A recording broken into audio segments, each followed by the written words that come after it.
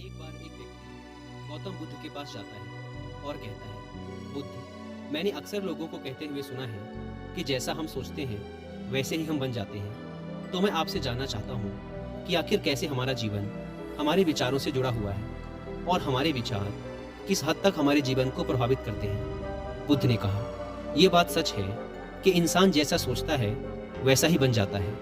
हम जिस भी विचार को अपने मन में लंबे समय तक रखते हैं और उसके बारे में बार बार सोचते रहते हैं, हम वैसे ही बनते चले जाते हैं। लोग अपने आप को उन विचारों से बनाते हैं जिनके बारे में वो लगातार मन में सोचते रहते हैं। इंसान का चरित्र भी उसके विचार ही बनाते हैं। अगर विचार अच्छे हैं तो चरित्र भी पवित्र होगा, और अगर विचार ही दूषित हैं तो चरित्र भी बुरा ही बनेगा। अगर तुम ध्यान से देखो तो पाओगे कि तुम्हारे जीवन का हर पहलू तुम्हारे किसी न किसी विचार से जुड़ा हुआ है। तुम आज जो भी हो अपने विचारों की वजह से ही हो। तुम्हारे विचार अच्छे हो या बुरे, ये तुम्हारे जीवन को किसी न किसी रूप में या तो अच्छा बना रहे हैं या बुरा। हम जैसी सोच रखते हैं हमारा चरित्र भी वैसा ही बन जाता है। जिस प्रकार बिना स्वस्थ बीज के कोई पेड़ नहीं उग सकता, उसी प्रकार अच्छे विचारों और अच्छे चरित्र के बिना कोई इंसान सफल नहीं बन सकता। और अगर उसके विचार नकारात्मक हैं तो वो अपने जीवन को गलत दिशा की ओर मोड़ देगा। इसी प्रकार हम अपने जीवन में अपने विचारों और कर्मों के माध्यम से बहुत से बीज बोते हैं, और उस बीज का फल या तो हमें दुख दे सकता है या सुख। अगर हमने सकारात्मक विचारों के बीज बोए थे तो हमें सफलता और खुशी मिलेगी, लेकिन अगर बोए गए बीज नकारात्मक विचारों के थे तो असफलता और दुख ही हाथ लगेगा। तुम जिन लोगों को सफल और महान समझते हो वो लोग यहाँ तक ऐसे ही नहीं पहुंचे। उन्होंने अपने विचारों पर नियंत्रण रखकर अपने चरित्र को ऐसा गठित किया था, और इसी चरित्र के बल पर ही वो महानता की इस ऊंचाई को छू पाए। तो असल में तुम्हारे अंदर जैसे विचार हैं तुम बाहर भी वैसे ही रहोगे। अगर तुम्हारे अंदर दूसरों के लिए गुस्सा है, जलन है, नफरत है, तो तुम्हें बाहर भी वही मिलेगा। तुम्हें ऐसे ही लोग मिलेंगे जो तुम्हारे साथ यही करेंगे। लेकिन अगर तुम्हारे अंदर प्रेम है, शांति है, करुणा है, तो तुम वैसे ही बनते चले जाओगे और तुम्हें बाहर भी यही सब मिलेगा। और ऐसे विचार रखने वाले लोगों को सम्मान और प्रेम दोनों मिलता है। असल में इंसान खुद ही अपने जीवन का निर्माता है। वो इसे बना भी सकता है और बिगाड़ भी सकता है। इंसान अपने कर्मों और विचार के द्वारा ही अपने चरित्र को बनाता है, अपने समाज को बनाता है, अपनी किस्मत को बनाता है। व्यक्ति ने कहा, लेकिन बुद्ध, मैं अपने विचारों के द्वारा खुद को बेहतर कैसे बना सकता हूँ? बुद्ध ने कहा, अगर तुम्हें खुद को बेहतर बनाना है तो सबसे पहले अपने अंदर चलने वाले विचारों पर ध्यान देना शुरू करो। तुम्हें ध्यान से देखना होगा कि दिन भर तुम क्या सोच रहे हो। कहीं तुम मन ही मन दिन भर लोगों की बुराई और उनके प्रति नफरत तो नहीं पाल रहे हो। बस तुम्हें इस चीज पर ध्यान देना है कि तुम अच्छाई की तरफ जा रहे हो या बुराई की तरफ। जब तुम ये अच्छे से समझ जाओगे कि तुम्हारे दिमाग में अच्छे विचार चलते हैं या बुरे विचार, तभी जाकर तुम अपने सोचने के तरीके में कोई बड़ा सकारात्मक बदलाव ला पाओगे। तुम्हारे अंदर कभी ना खत्म होने वाला खजाना भरा पड़ा है। तुम्हें नहीं पता कि तुम क्या क्या कर सकते हो, कैसी कैसी अद्भुत शक्तियां तुम्हें मिल सकती हैं। तुमने बहुत से महान योद्धाओं और महान लोगों के बारे में सुना होगा।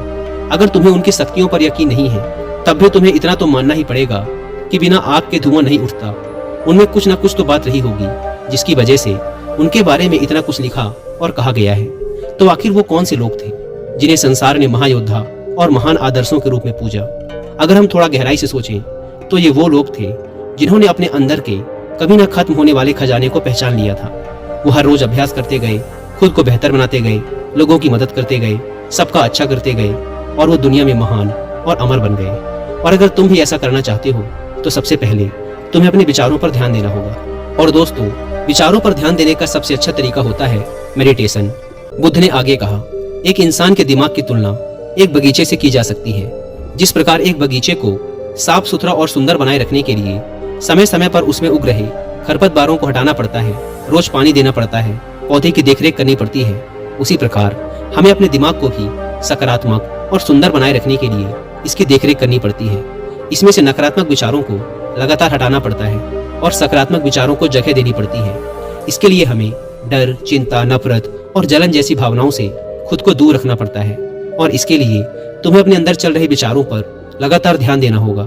किसी भी इंसान के अंदर उठने वाले विचार और उसका चरित्र काफी हद तक उसके आसपास के माहौल और उसकी परिस्थितियों पर निर्भर करते हैं। लेकिन इसका मतलब ये नहीं कि अगर किसी इंसान की परिस्थिति खराब है तो उसके विचार भी हमेशा खराब ही होंगे। वो अपने विचारों पर ध्यान देकर उन्हें बदल सकता है, और जैसे ही उस व्यक्ति के विचार बदलेंगे उसका चरित्र और उसके काम करने का तरीका अपने आप बदल जाएगा।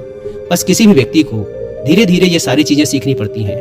विचारों के काम करने के तरीके को समझना पड़ता है। तुम्हें सबसे पहले ये मानना पड़ेगा कि जो काम सामने वाला व्यक्ति कर सकता है वो तुम भी कर सकते हो। बस तुम्हें इसके लिए बार बार अभ्यास करने की जरूरत है, नई चीजें सीखने की जरूरत है। जैसे जैसे तुम्हारी सोच बदलेगी, तुम्हारी परिस्थितियां भी बदलती चली जाएंगी। जो भी विचार तुम बीज के रूप में अपने मन मस्तिष्क में डालते चले जाओगे, वो धीरे धीरे तुम्हारे चरित्र में, तुम्हारे कामों में दिखना शुरू हो जाएगा। और एक बार जब वो विचार तुम्हारे अंदर जड़ें जमा लेगा तो तुम्हें सफल होने से कोई नहीं रोक सकता। लेकिन अगर वो बीज यानी विचार नकारात्मक है तो फिर तुम्हें असफल होने से भी कोई नहीं बचा सकता। इसीलिए अपने विचारों के प्रति बहुत ज्यादा जागरूक होने की जरूरत है कि तुम कैसे विचार अपने अंदर डाल रहे हो। एक बात हमेशा याद रखना, हमें वो नहीं मिलता जो हम चाहते हैं, बल्कि हमें वो मिलता है जो हम हैं, और हम अपने विचार हैं। इसीलिए इच्छा करना और उस इच्छा के बारे में लगातार अच्छा सोचते रहना व उसे पूरा करने का प्रयास करना दो बिल्कुल अलग अलग चीजें हैं। क्योंकि इच्छा तो हर व्यक्ति करता है, लेकिन उस इच्छा के बारे में लगातार सकारात्मक सोचना और उसे पाने के लिए कड़ी मेहनत करना, ये बहुत ही कम लोग कर पाते हैं। इसीलिए अगर तुम्हें अपनी परिस्थितियां बदलनी है तो तुम्हें पहले खुद को बदलना होगा। क्योंकि ज्यादातर लोग अपनी परिस्थितियां तो बदलना चाहते हैं, लेकिन वो अपनी सोच और काम करने के तरीके को नहीं बदलना चाहते। और अगर लोग ऐसे ही रहेंगे तो उनकी परिस्थितियां भी कभी नहीं बदलेंगी। व्यक्ति ने कहा, बुद्ध, हमारे विचारों का हमारे शरीर पर क्या प्रभाव पड़ता है? बुद्ध ने कहा, हमारा शरीर हमारे मन का गुलाम होता है। हम जो भी सोचते हैं उसका सबसे पहला असर हमारे शरीर पर ही पड़ता है। तुमने देखा होगा कि जो लोग बहुत ज्यादा चिंता करते हैं, डरते हैं, वो जल्दी बीमार पड़ जाते हैं। इसके साथ ही जो लोग दूसरों के प्रति जलन रखते हैं और हमेशा नकारात्मक सोचते रहते हैं, वो भी बहुत ही जल्द मानसिक और शारीरिक बीमारी की चपेट में आ जाते हैं। और अगर तुम भी ऐसे विचार रखोगे तो तुम्हारे साथ भी ऐसा ही होगा। इसके विपरीत जो लोग हमेशा खुश रहते हैं, दूसरों का अच्छा सोचते हैं, हमेशा स्वस्थ रहने का विचार रखते हैं, तो उनकी ऊर्जा भी वैसे ही बन जाती है। और इस ऊर्जा का सकारात्मक प्रभाव सबसे पहले उनके शरीर पर ही पड़ता है। क्योंकि जिस व्यक्ति का दिमाग शांत है, उस व्यक्ति के शरीर की आधी बीमारी अपने आप ही खत्म हो जाती है। हम स्वस्थ रहेंगे या बीमार, यह हमारे आसपास के माहौल और परिस्थितियों के अलावा हमारे विचारों पर भी निर्भर करता है। एक कमजोर और बीमार विचार हमारे शरीर को भी कमजोर और बीमार ही बनाता है। तुमने अपने आसपास ही देखा होगा कि जो लोग बीमार होने से सबसे ज्यादा डरते हैं, वही लोग सबसे ज्यादा बीमार पड़ते हैं। इस डर ने लाखों लोगों की जान ले ली है। इसके विपरीत जो अपने शरीर के बारे में अच्छा सोचते हैं, खुद को स्वस्थ और मजबूत महसूस करते हैं और जिनके विचार शुद्ध होते हैं, उनका शरीर भी वैसा ही बनता चला जाता है। हमारा शरीर केवल एक उपकरण है और हमारा दिमाग इस उपकरण को नियंत्रित करता है। जिस प्रकार एक अच्छा भोजन हमारे शरीर के लिए जरूरी है, उसी प्रकार एक अच्छी सोच भी हमारे शरीर के लिए बहुत जरूरी है। जैसे ही तुम्हारे विचार शुद्ध होंगे, उसका सबसे पहला असर तुम्हारे शरीर पर देखने को मिलेगा। एक शुद्ध और सकारात्मक दिमाग कभी भी तुम्हें खराब भोजन नहीं खाने देगा। इसीलिए सबसे पहले अपने दिमाग को सुरक्षित रखो, फिर यह दिमाग तुम्हारे शरीर को हर बीमारी से सुरक्षित रखेगा। अगर कोई बीमार और कमजोर व्यक्ति अपने शरीर को पूरी तरह से स्वस्थ करना चाहता है, तो उसे सबसे पहले अपने विचार और दिमाग को स्वस्थ करना चाहिए। उसे प्रकृति के संपर्क में रहना चाहिए, सूरज की रोशनी में रहना चाहिए और एक पल के लिए भी अपने शरीर के बारे में नकारात्मक नहीं सोचना चाहिए। वो जैसा स्वास्थ्य चाहता है, उसे खुद को वैसा ही महसूस करना चाहिए और पूर्ण विश्वास रखना चाहिए कि वह वैसा बन सकता है। व्यक्ति ने कहा, बुद्ध, अब आप मुझे ये बताइए कि हमारे विचार हमारे लक्ष्य को कैसे प्रभावित करते हैं? बुद्ध ने कहा, जब तक तुम्हारा लक्ष्य तुम्हारे विचारों से नहीं जुड़ेगा, तब तक तुम्हें सफलता नहीं मिल सकती। कहने का अर्थ ये है कि सोचने को तो तुम हर रोज एक नई चीज सोच सकते हो कि आज मुझे ये बनना है, कल मुझे ये बनना है या बाद में कुछ और बनना है। लेकिन जब तक तुम अपना एक लक्ष्य निर्धारित नहीं करोगे, तब तक तुम कोई बड़ा काम नहीं कर सकते।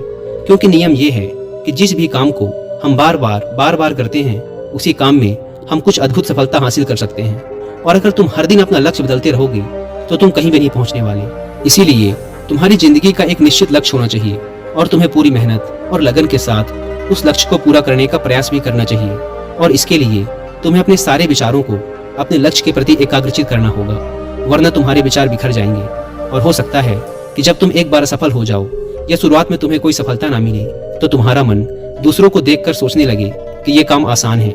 जब ये इस काम में सफल हो सकता है, तो मैं भी सफल होकर अच्छा धन और नाम कमा सकता हूँ। और हो सकता है कि इस काम में भी असफल होकर तुम दूसरी तरफ भाग जाओ और ऐसा करते करते तुम बहुत से काम कर लो, लेकिन शायद तुम एक भी चीज में सफल नहीं हो पाओ। इसीलिए सबसे पहले तुम्हें कोई एक चीज तो निश्चित करनी ही पड़ेगी, तभी जाकर तुम्हारे विचार एक काम की तरफ केंद्रित हो पाएंगे।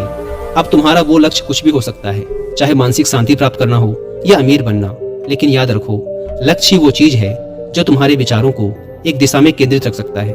अगर तुम अपने लक्ष्य को हासिल करने में बार बार असफल हो रहे हो, तो इसका मतलब ये नहीं कि तुम उसे हासिल नहीं कर सकते, बल्कि इसका मतलब ये है कि तुम्हारा अपने लक्ष्य को हासिल करने का तरीका गलत है। तो तुम्हें अपने लक्ष्य को नहीं, बल्कि अपनी सोच और अपने काम करने के तरीके को बदलना है। अगर तुम ऐसा करते हो तो तुम धीरे धीरे सीख कर अपने लक्ष्य तक पहुंच जाओगे।